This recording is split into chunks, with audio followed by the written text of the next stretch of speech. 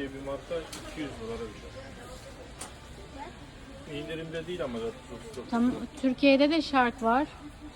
Evet. Şunlardan. Bak Dyson'ın bir modeli daha var aşkım. Olsun.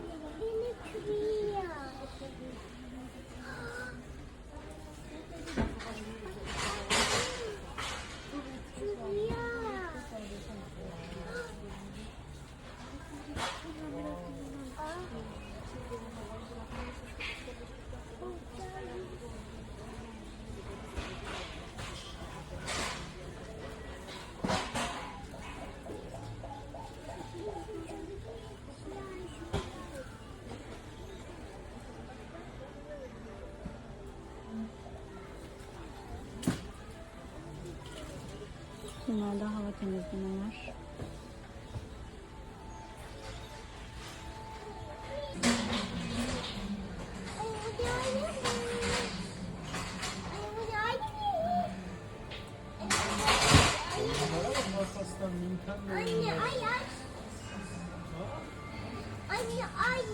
Aldın mı bunlardan pasta? Evet. Ama onlar.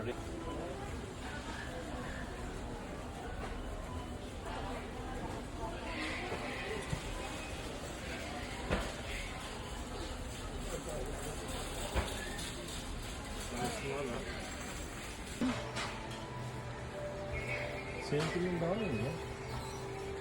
Shark da yazıyor. Şarkı.